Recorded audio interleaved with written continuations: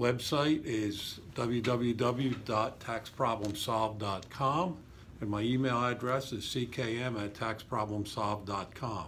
Again, the number to call, you can call right now, 877-257-1040. Number is live with a live person, answer 24 hours a day. So let's get into some questions that we've had in the last few weeks. We've had some new questions. Here's somebody that let me know that they have weekly or quarterly payroll taxes and they can't pay them. They don't have the cash flow to pay them. What do I do? Well, I say to that, do whatever you can to come up with the money to pay those taxes, because they are trust fund money and the IRS can come after you personally for the money that was withheld from your employees' paychecks. And that's most of what your payroll taxes are. The payroll taxes that you are paying, most of it is Social Security, Medicare, and federal tax withheld from your employees. And then you have the matching Social Security and Medicare. Well, the withheld portion, they're very diligent in trying to collect, and they cannot be gotten rid of in a bankruptcy. They will make your life miserable. They could close your business, seize business assets, personal income outside the business. So there's a lot of things they can do to make your life miserable if you don't pay those payroll taxes. A lot of people will say, well, you know what, I'll hold off on the payroll taxes. I'll catch up next week, next month. And we all know that that never happens. We never catch up. Once you fall behind, you're behind. So another question is, I have unpaid payroll taxes and haven't filed. How long can I go before the IRS knows about it? Well, that's also a similar question to the other one. The payroll taxes are due quarterly. The returns, are due quarterly. Payroll taxes, there's various due dates depending on the amount of tax that you're paying. So for return, we're into September now, so the next return is at the end of September, so September 30th, and the return is due October 31st. Now, if you pay all the taxes by the time you file the return October 31st, excuse me, you'll get hit with some penalties and interest. You know, it's not necessarily a big amount, but it helps get you by your slow spot, or your bad cash flow spot. But if you don't file the tax return, the IRS won't know about it right away. The next return is due January 31st for October, November, December.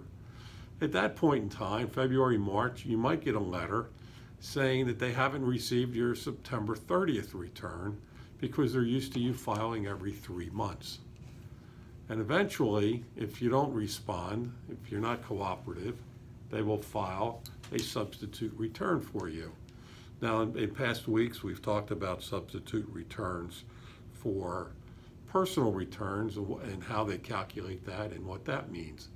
But a substitute return for payroll taxes is not based upon any information the IRS has at all, except your past filing history. And they'll take your average, what you've filed over the last few years each quarter, and take that number and multiply it by a big number. I've seen it as much as 10 times your average payroll taxes. So if your average payroll taxes are $5,000 a quarter, I've seen them file substitute returns for $50,000.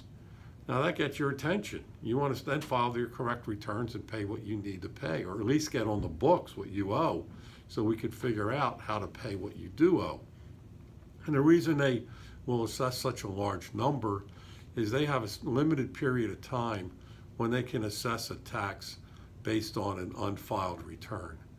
And if they assess you at $3,000 and they ultimately find out that it should have been $10,000, and it's past that assessment date for them to make a change or add additional tax, they're stuck with that original assessment of $3,000, and they can't collect that 10 or 15 or 20, whatever it is that you owe. So saying that, I would not recommend that you don't file the returns and let the IRS assess a small amount if you think you're going to owe a lot more. You're kind of playing Russian roulette with that, and you don't know when it's going to happen, when they're going to assess, and for how much. So I wouldn't do that. But Uh, there's a lot of things we can do for unpaid payroll taxes. You can borrow money elsewhere, lower interest rates than the IRS is charging, pay it before they file any tax liens against you. We can do an installment plan, pay what you can afford to pay. Now, doing that, you have to be current on your current taxes and continue to stay current, meaning make your payroll tax payments every payday. In fact, the IRS revenue officer, which is what the IRS calls collection people, may require you to document that you're making the payment every week. Send them a copy of that electronic acknowledgement when you go online, or your payroll provider, payroll preparer, makes the payment for you. We have a lot of clients that we're sending information to a revenue officer to prove that payments are being made. And not only are they taking that acknowledgement, but they're also monitoring it through their electronic system to make sure that that payment was in fact made, and you didn't just dummy up an acknowledgement and send them something, something fake or phony, just to keep them off your back until the end of the quarter when you got another problem because you didn't pay anything for the quarter. So offers and compromise, we've talked about in the past. That is always an option.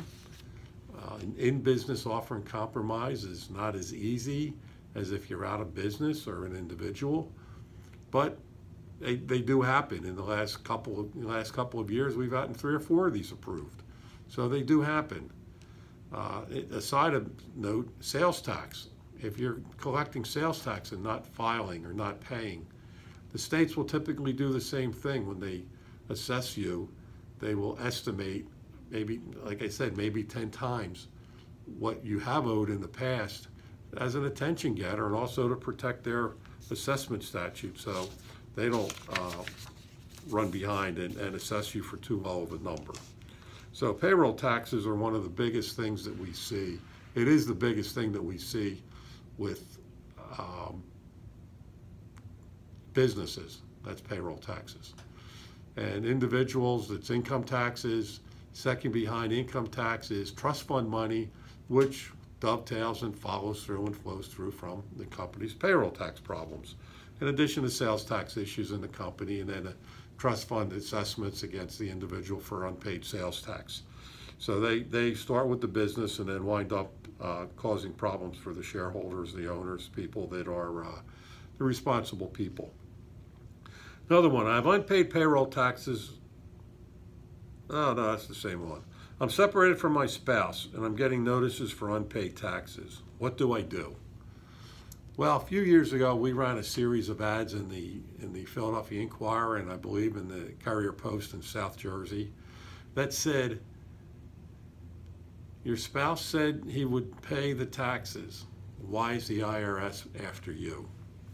Well, many divorce cases, the settlement, that one spouse signs an agreement that says they will pay the income taxes that are due. So the other spouse goes off happy and thinking, oh, not only have I gotten rid of him or her, I've gotten rid of the tax problem because they're going to take care of it. Well, guess what?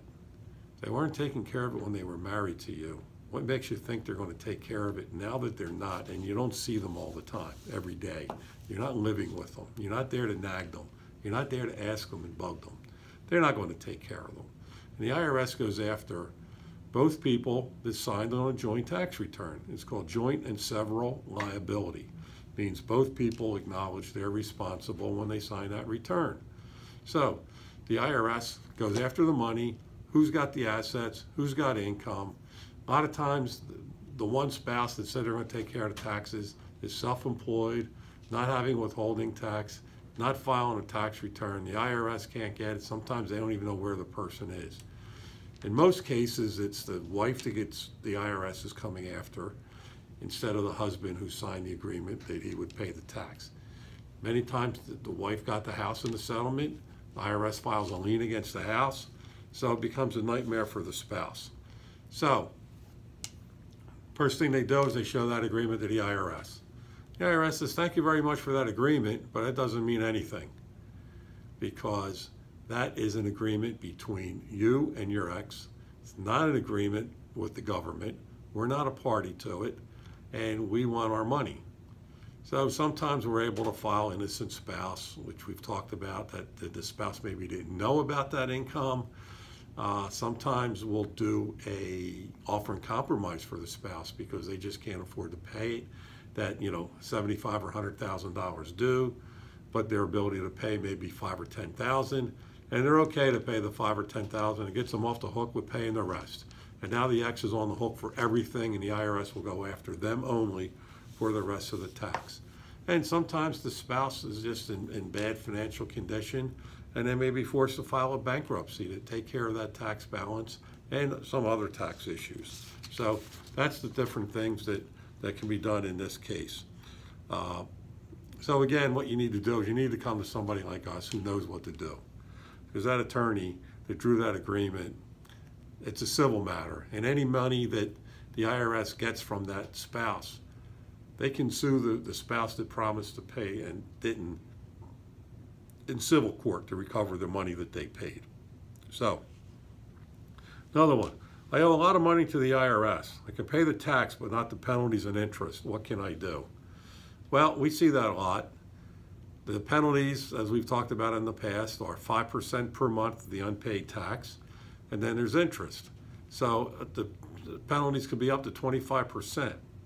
So if you owe $10,000 on April 15th and you don't file your tax return until October, that 25% penalty is going to kick in, and you now owe $12,500 plus interest. And you do that for 2 or 3 years, that penalty can be very high. So what we've done in the past is, if you have a good reason for not having filed that return on time, we can request an abatement of the late filing penalties, get rid of that, possibly get rid of that $2,500. The IRS also has what they call a first-time penalty abatement, that we would want to do it that way.